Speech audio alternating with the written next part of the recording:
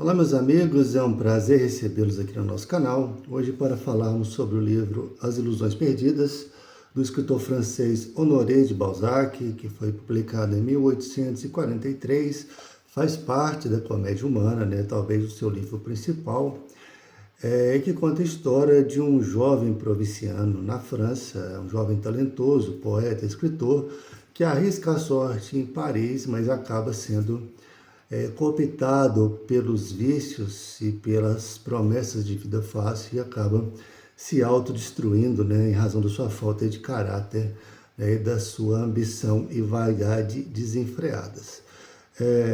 Antes, porém, de continuarmos, a gente pede o obséquio aos colegas que ainda não são inscritos, que se inscrevam no nosso canal, que curtam nossos vídeos, nos acompanhem por aqui. E também, caso tenha alguma alma caridosa que queira fazer uma contribuição econômica para o canal, nós agradecemos muito, basta enviar um super, Ficaremos muito felizes. Honoré de Balzac nasceu em Tours, na França, em 1799, morreu em 1850. Ele era ele é oriundo de uma família classe média. O pai casou com a mãe por uma questão de dote. Ele era um sujeito sovina e essas características veio marcar profundamente a vida do jovem Balzac e todos esses detalhes, esses traumas estão presentes nas suas obras, inclusive nesse livro, Nas Ilusões Perdidas. Mas enfim, ele teve uma educação sólida, ele estudou em bons colégios, apesar que o pai o privava de recursos, ele vivia numa situação de penúria, inclusive sendo alvo de chacota dos colegas, até durante sua formação, que nós podemos considerar secundária. Depois ele estudou Direito, iniciou uma espécie de estágio, de experiência no escritório de advocacia de um amigo da família, mas acabou deixando para se dedicar à literatura, o que escandalizou bastante o pai, mas ele não chegou a deserdá-lo nem nada do tipo, ele deu uma chance para o Balzac, que foi para Paris. Ele se mudou para o entorno de Paris, a família, e para permitir que o jovem tentasse viver de literatura. E o Balzac, nos primeiros anos, ele chegou a escrever óperas, escrever para teatro, chegou a trabalhar com edição de obras também, mas nada deslanchava. Ele publicava com pseudônimos, e as coisas não fluíam, o que fez ele se envolver com dívidas, ter que voltar para casa. Mas a partir de 1832 ele elabora um projeto, onde que ele vai escrever uma série de livros, um projeto grandioso, onde que ele escreveria livros tratando da natureza humana de maneira geral. Esse trabalho foi conhecido como a Comédia Humana, que é um conjunto de 91 obras, incluindo romances, novelas e contos, com vários personagens interligados. Você vê o personagem que aparece num livro aparecendo novamente em outro, e isso aí deu projeção e sucesso a Balzac no mundo literário. Esse livro que nós estamos analisando hoje, As Ilusões Perdidas, foi publicado em 1846 e é o livro mais emblemático dessa coleção, junto com outros nomes também, como o pai Goriot, a Eugène Grandet, A Mulher de 30 Anos, são os mais visíveis, os mais conhecidos. O Balzac morreu em 1850, após casar com uma duquesa, uma nobre, da polonesa com quem ele correspondia. Ficou apenas um ano casado com ela e ele acabou morrendo porque ele tinha uma natureza bastante enfermiça, nós podemos dizer assim, várias complicações de saúde.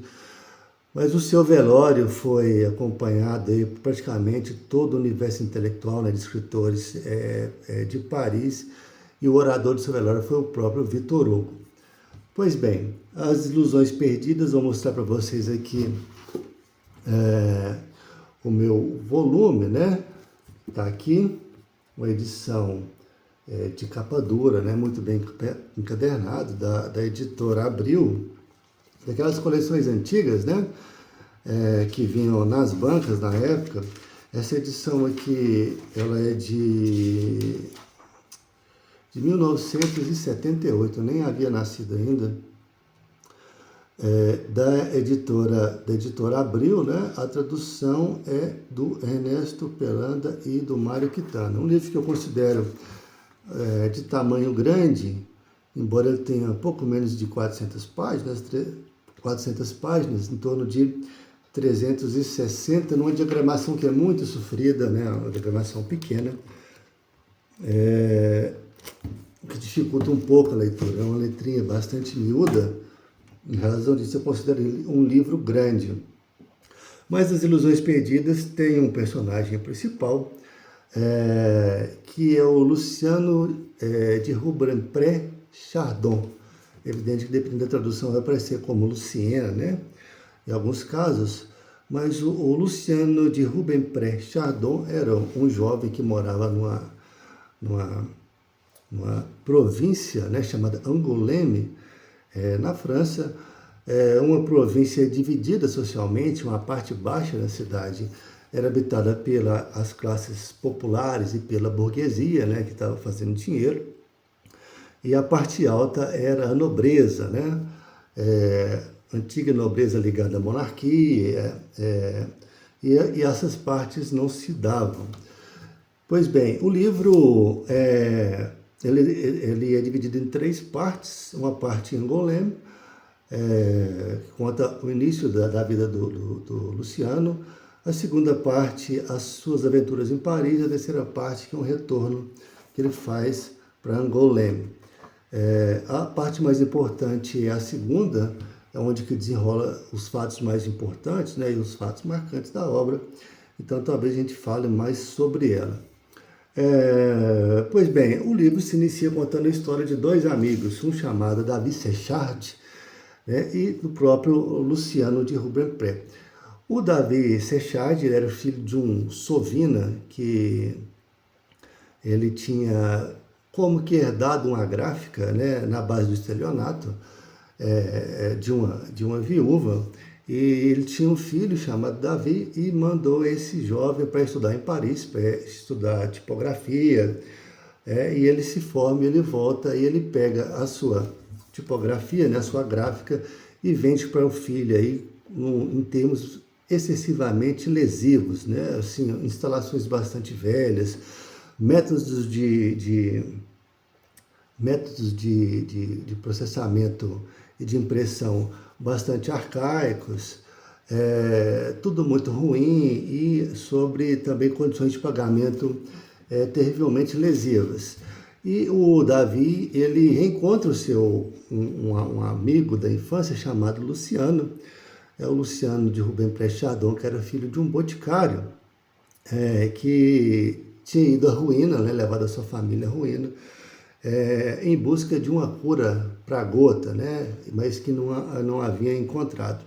A mãe e a irmã, ele tinha uma mãe, a senhora Rubempré Chardon, trabalhava como enfermeira, né, e fazendo serviços domésticos, e a irmã fazia atividades no mesmo sentido. A irmã se chamava Eva.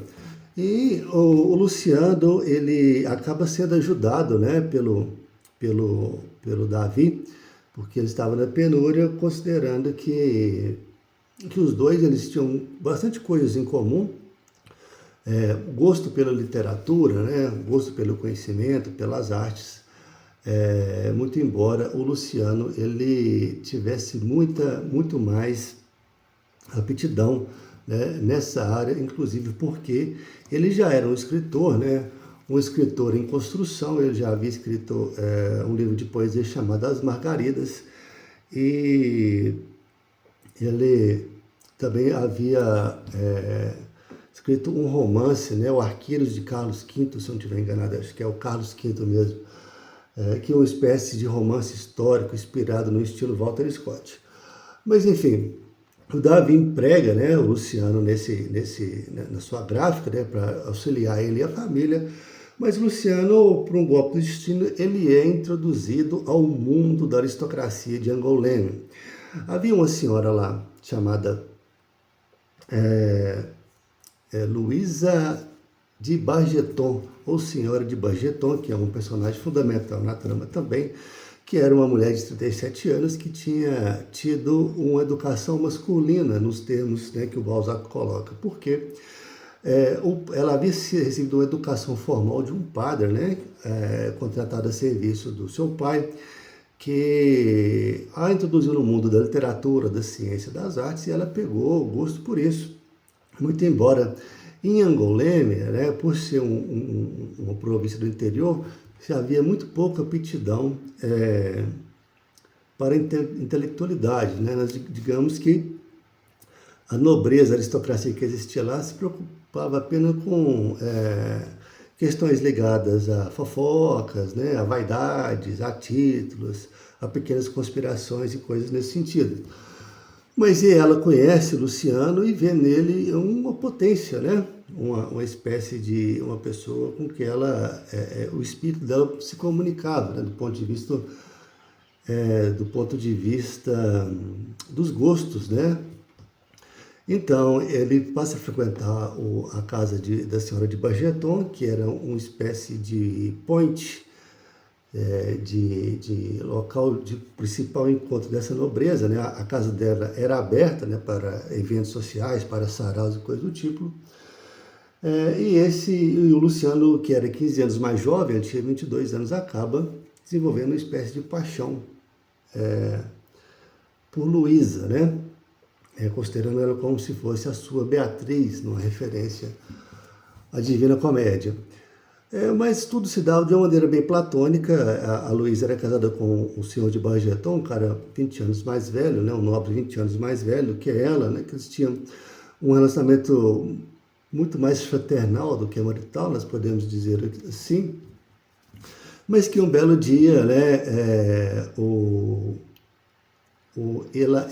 casal, né? O casal platônico, Luísa e Luciano, eles são flagrados numa situação bastante constrangedora, não que eles estivessem, né, consumando o amor deles, mas eles estavam numa situação que, mal interpretada, sugeria que eles tivessem intimidade além da permitida, né? E quem viu isso saiu fofocando, né, espalhando intrigas, né, e criou um constrangimento geral. E acontece que a Luísa, a senhora de Bargeton, convence o marido a pedir satisfações, que encontra, né, o sujeito que, né, outro membro da elite, né, da nobreza de Angoleme. Ele localiza esse membro que saiu com as fofocas, com as intrigas, e o desafia para um duelo. Eles se batem, e para surpresa de todos, o velho, né, Bargeton, ele consegue atingir um disparo no pescoço desse sujeito que o deixa com sequelas. Em razão desse escândalo, ela resolve fechar sua casa, manda o marido, que obedecia, né, como um cãozinho adestrado, manda o marido para casa de parentes, e ela diz que vai passar uma temporada em Paris e vê nessa oportunidade a chance de levar o Luciano para a sociedade parisiense para acompanhá-la, né? E o Luciano vê aí a possibilidade de realizar todas as suas ambições. Primeiro, de consumar o seu amor, né, com a sua musa, né, com a sua Beatriz, transcendeu o campo do ideal, né, ir para o campo do carnal, né, da prática, digamos assim, e de colocar em marcha o seu plano de ser uma celebridade literária, né, de ser reconhecido como um intelectual, o que era muito difícil lá na sua província. Mas, enfim, ele é um pobre, né, ele está arruinado, então ele acaba que, para poder juntar o dinheiro necessário para passar um ano lá, o seu projeto é passar um ano trabalhando até que ele vendesse suas obras literárias, né? Ele endivida a mãe e Davi, né? E a própria Eva. A Eva que acaba se apaixonando por Davi e vai se casar com ele, né? Acaba se casando com o irmão de Luciano. Mas ele endivida a família, pega 2.000 francos e parte acompanhado com a Luísa para Paris. A Luísa, que tinha uma prima lá, né, da nobreza parisiense, chamava Marquesa de Sparte, e através dessa marquesa ele introduziria o Luciano no universo parisiense, onde ela acreditava, ambos acreditavam que ele explodiria como uma celebridade intelectual, né, poética, e tudo daria certo, né? Inclusive com a grande promessa de conceder um título de nobreza para o jovem, porque o nome Rubempré, que é da parte da mãe do Luciano, tinha uma antiga nobreza, né, que se perdeu ao longo do tempo, mas que através de um decreto real era possível reerguer esse nome, né?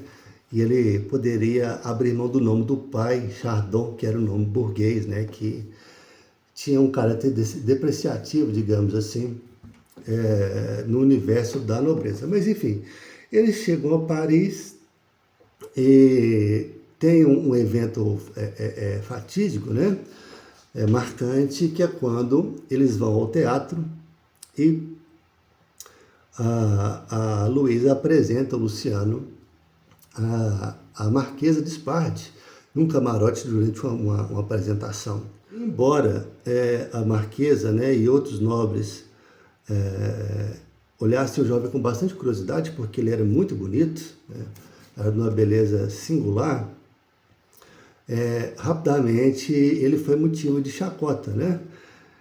Porque foi descoberto que ele era, né, filho de um boticário. E a Marquesa adverte à prima que aquilo era uma situação extremamente constrangedora para ela, né? E, então elas simplesmente abandonam o Luciano no salão. No salão não, desculpa, no teatro. E ele se vê, a partir de então, abandonado em Paris pela sua musa, né?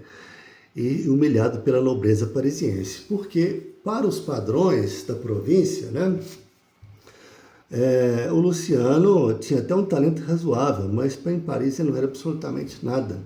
Ele tinha apenas a sua beleza e mais nada. Então, o Luciano promete se vingar dessa elite, né, que o atirara à sarjeta. Aí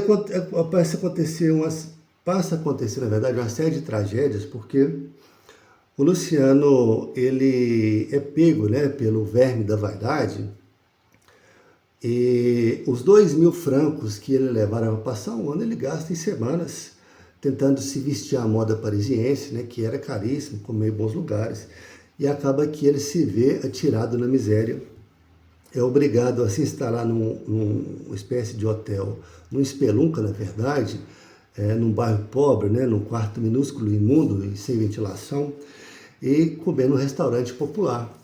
Mas lá acontecem outros fatos, né, que são determinantes na obra, que ele vai conhecer 2 indivíduos, né?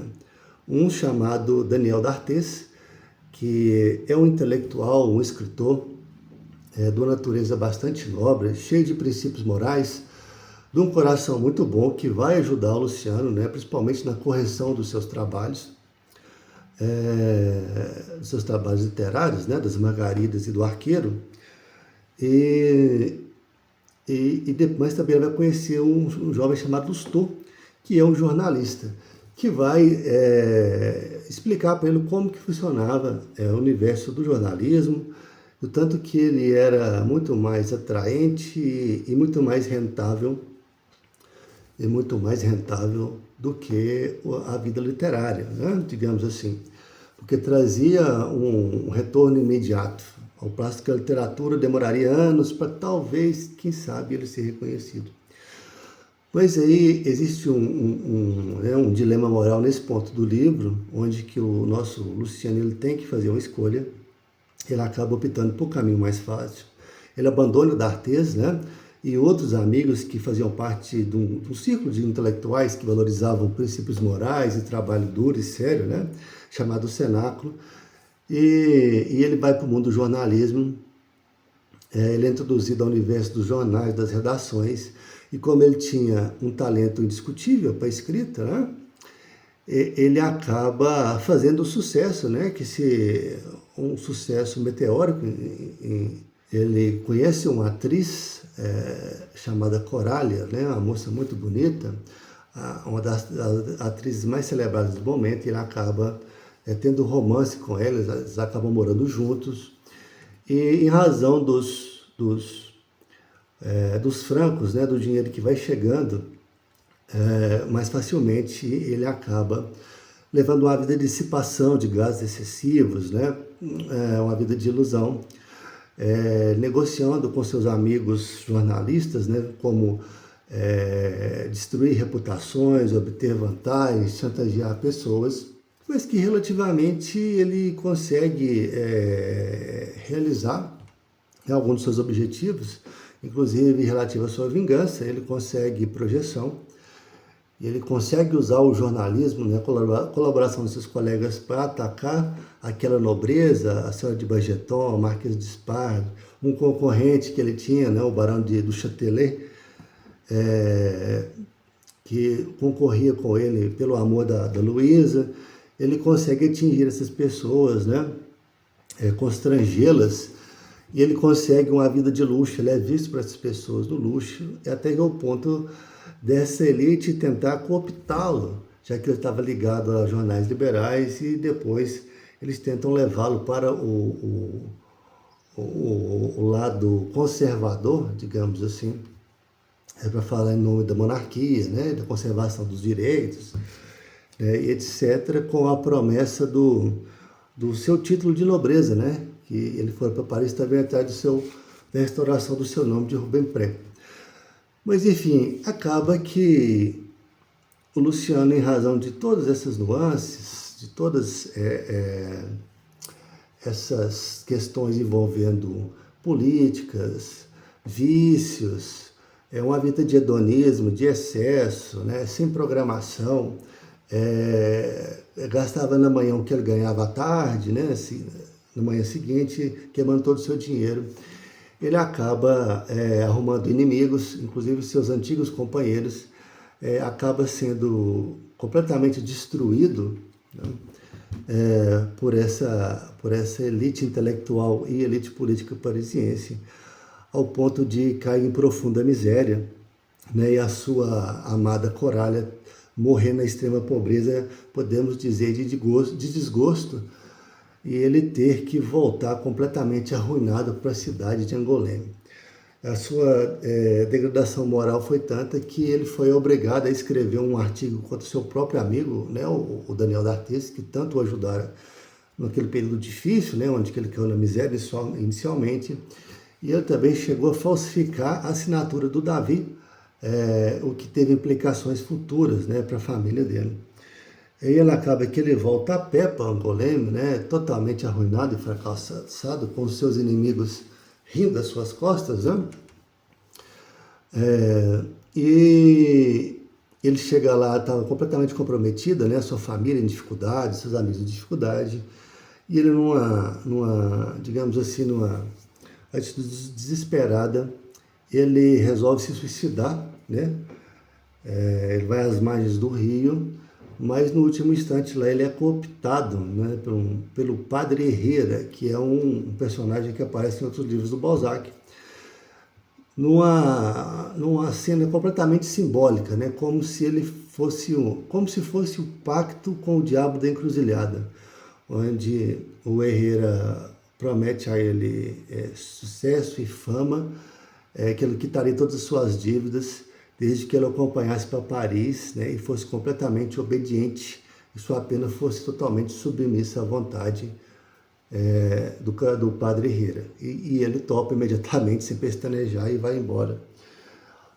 E tem outras questões que não são tão relevantes, né, que a gente tem que pular,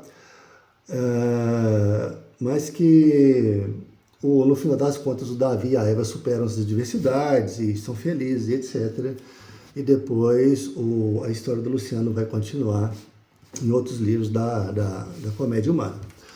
Mas enfim, aqui nós encerramos o resumo, que é uma injustiça completa tentar resumir essa obra aqui, porque ela é muito complexa, né? Uma das críticas do Balzac é a profundidade do detalhamento das descrições que ele dá, não apenas psicológicas, né, mas também físicas, ambientes, figurinos, de tudo, né, as descrições são muito complexas, que nos permite fazer algumas reflexões sobre a natureza humana, né, o que nós podemos aprender a partir da experiência do Luciano de Rubempré, porque isso aqui não é um programa de literatura, né? Não é um canal de literatura, então assim, nós não discutimos tanto aspectos técnicos, né, literários, mas discute aqui a questão da cultura e qual que é a experiência que o texto literário pode oferecer para a gente.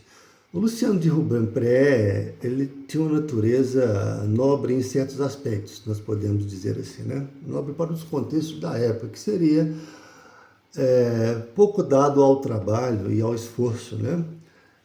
Muito inclinado à vaidade, de um caráter volúvel, digamos assim, porque o Luciano acreditou que ele poderia alcançar a fama e o sucesso lançando mão de muito pouco esforço e de muito pouco trabalho. Que ficou extremamente, né, claro essa postura lá quando ele pretere o cenáculo, né, o grupo do D'Artés, em razão do grupo jornalístico do Lousteau.